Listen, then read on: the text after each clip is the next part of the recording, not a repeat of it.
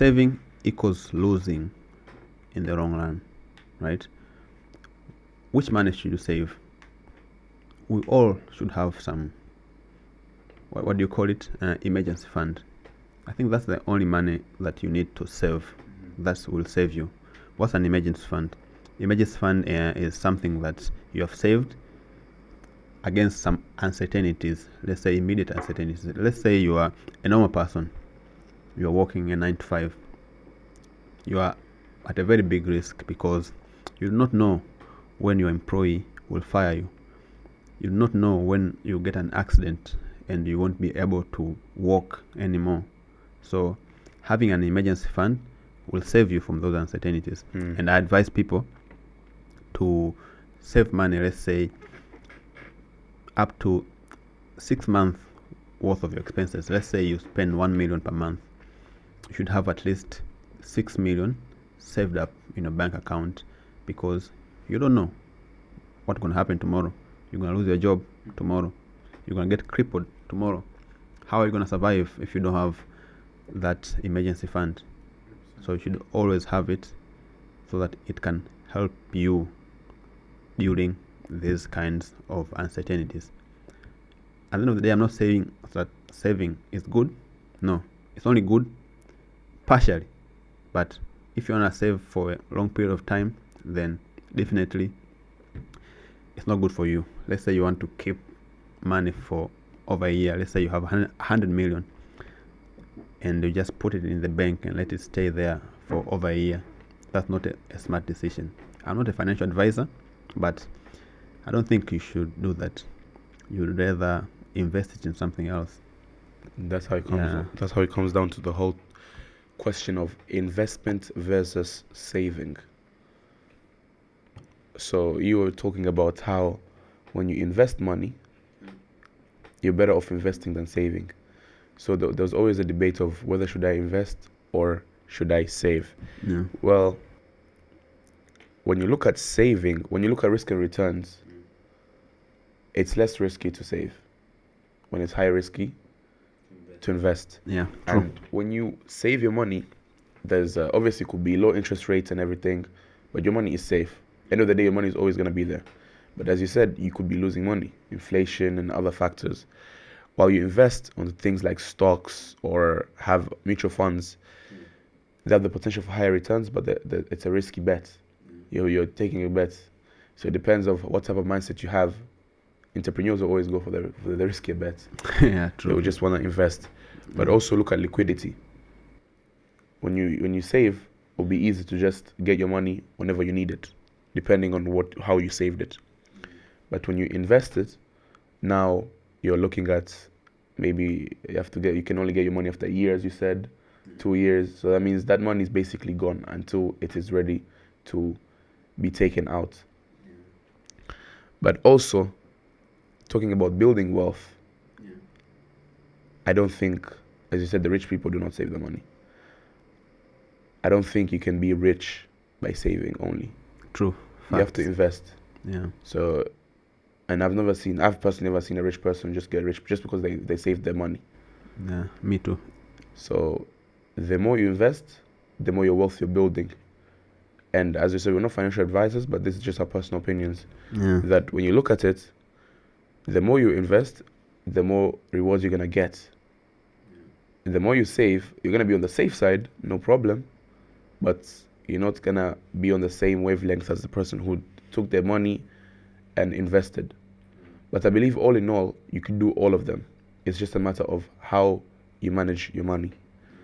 You can be able to save and invest at the same time.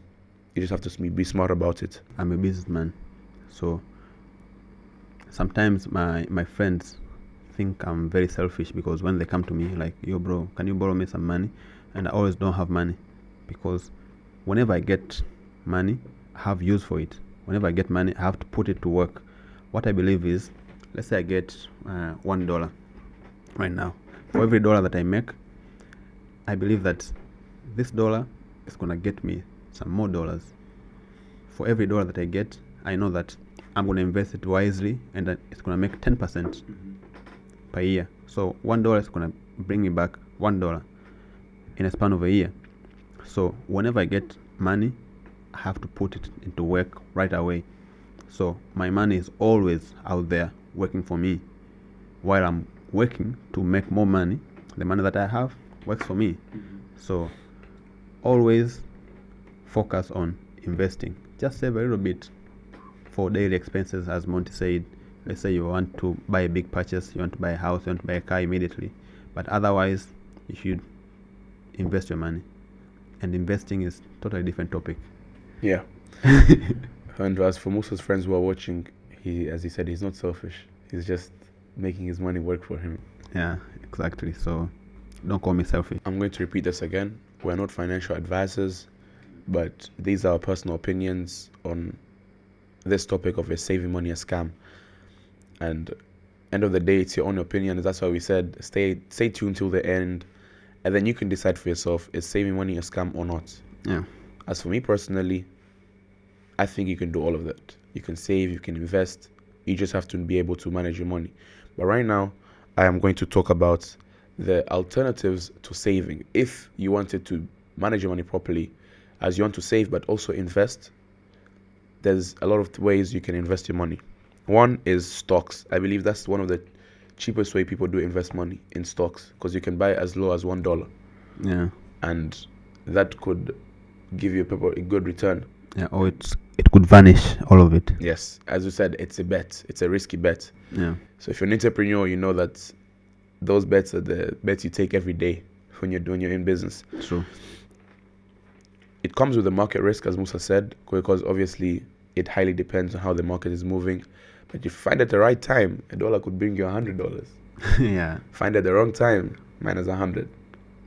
Yeah, it can get you into very big financial troubles or debts, as you said. That's why some people who do not like taking bets just decide, instead of me investing my dollar into stocks, I'd rather just put it in my savings and I move forward with life. End of the day, my money is just going to be there. Yeah, there are other alternatives as well that you can do instead of savings. Other than just investing into stocks, you can invest your money into bonds.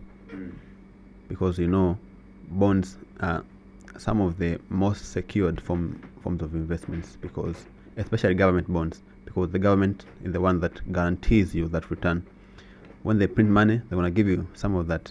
So you might as well take into look into that, because they have better interest rates than you just saving your money and losing your money into inflation. Also, you might invest into cryptocurrencies. There are a lot of cryptocurrencies right now, such as Bitcoin, Ethereum, and stuff like that. If you want to know more about cryptocurrencies, we have an episode that we did with Tariq. You can go and watch it. It explains how he invests into cryptocurrencies and how he makes money with cryptocurrencies. But that as well is an alternative to saving. So instead of saving, you can invest into this kind of stuff. There's also, for the people that have a lot of budget to save, there's real estate. Real estate will generate you a wealthy income that will be generational wealth for you, your kids' kids, and the kids' kids.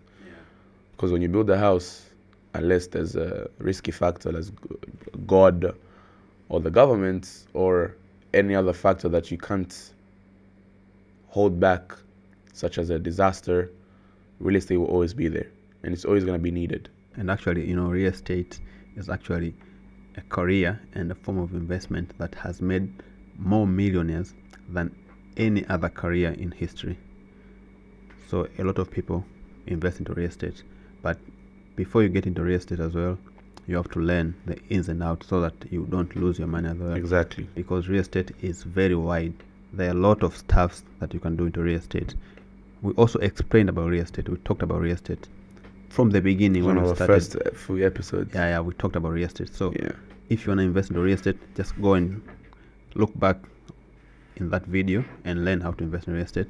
If you want an updated video, just comment down below real estate, and we'll make an updated videos about real estate. As you know, Monty does real estate as well. I do real estate as well. And after this episode, Monty is going to go and have some real estate meetings. So we know what we're talking about. So if you want to learn about real estate, just keep following us.